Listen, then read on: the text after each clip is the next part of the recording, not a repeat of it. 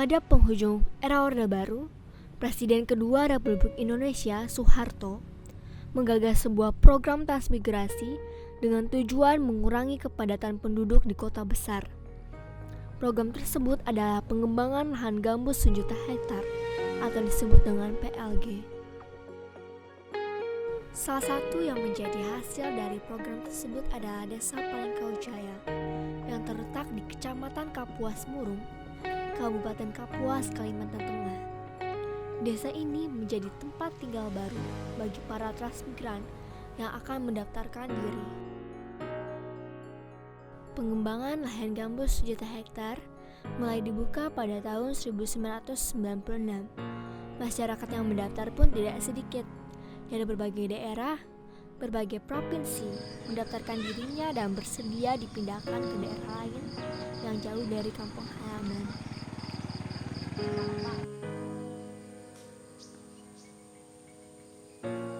Salah satunya adalah Ketut Saplin, seorang pekebun karet asal Bali ini sudah berada di Kalimantan Tengah semenjak 21 tahun terakhir.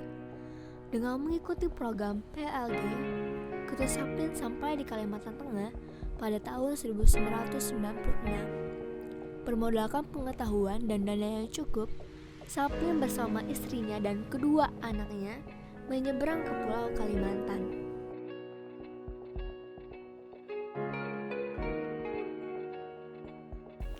Ya, mumpung ada kesempatan pada tahun 1996 itu, nah itu angkatan transmigrasi. Nah, itu transmigrasi dengan catatan itu berkeluarga kan. Nah, jadi kami runding-runding sama keluarga di Bali, sama kakak, sama adik semuanya.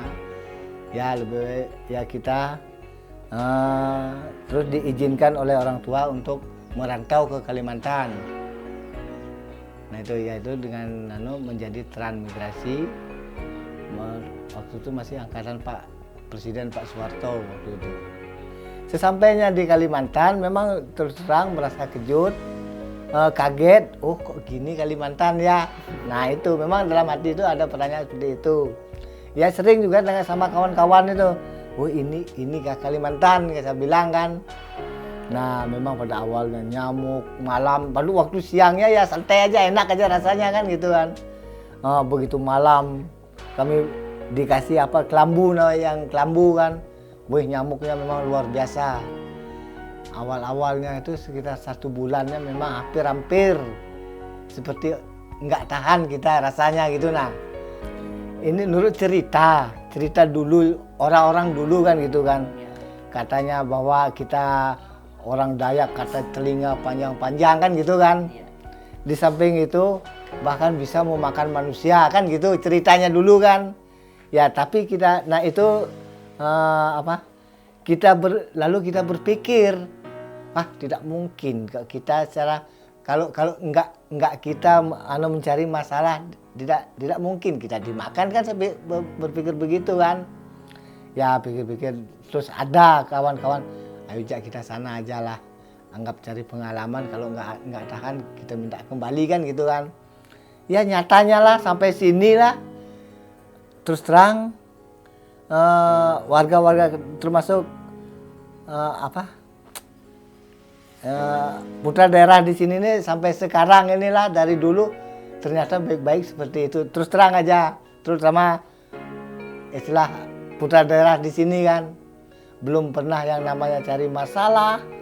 Saya juga sama juga, bahkan kalau kita baik, mereka lebih baik daripada kita malahan itu.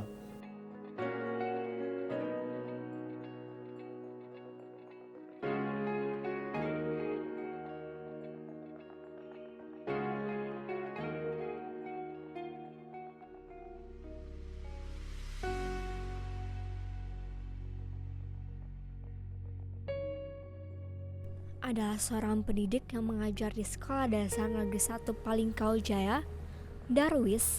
Pada awalnya ditugaskan sebagai tenaga pengajar honorer untuk mengajar di desa ini, hingga akhirnya menjadi guru tetap dan mengabdi untuk pendidikan. Selain menjadi pengajar, beliau juga merangkap sebagai ketua Badan Permusyawaratan Desa. Beliau bersama masyarakat turut campur tangan dalam merintis desa.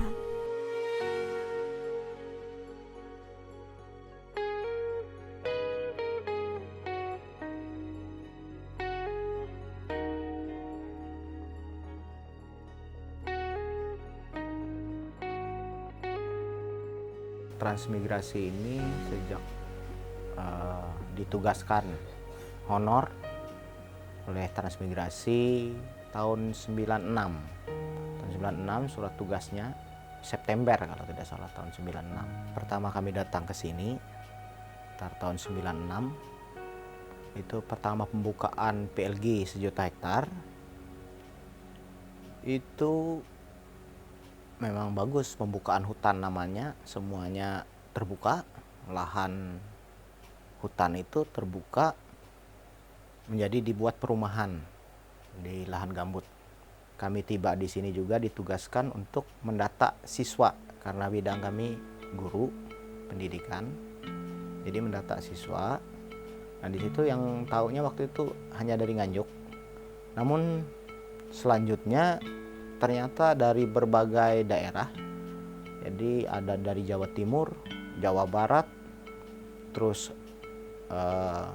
orang lokal setempat ya, Kapuas atau Kalimantan Tengah. Terus ada dari Bali, lengkap di sini. Dan bagi kita ya, kalau ada orang dari luar, kita ya terbuka. Terutama sifat kita orang asli di Kalimantan Tengah ini memang terbuka kepada siapapun pendatang.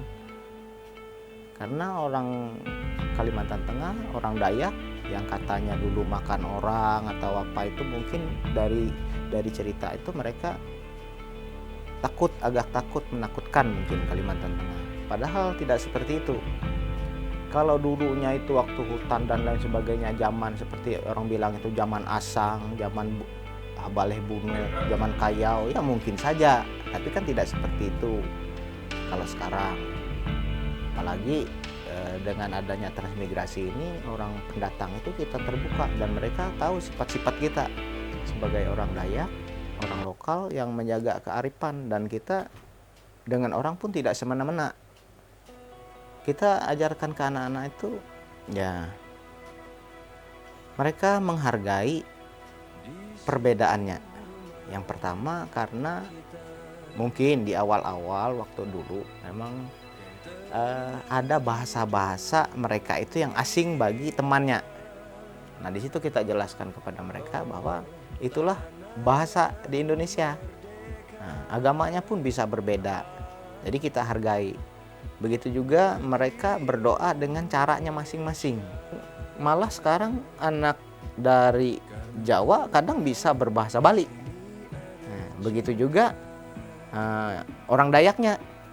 Nah, disitulah mereka mulai memahami temannya yang dari berbagai suku, dan tidak pernah terjadi mereka itu mempermasalahkan, yang sekarang itu tidak pernah mempermasalahkan bahasanya. Jadi kalau ada intoleransi segala macam ya kita anak-anak itu kita beri penjelasan bahwa yang di luar itu karena ketidakmengertian mereka. Saya pribadi bahwa Huma Betang itu namanya Huma Betang, dulunya itu ada rumah besar, rumah panggung yang isinya itu banyak orang.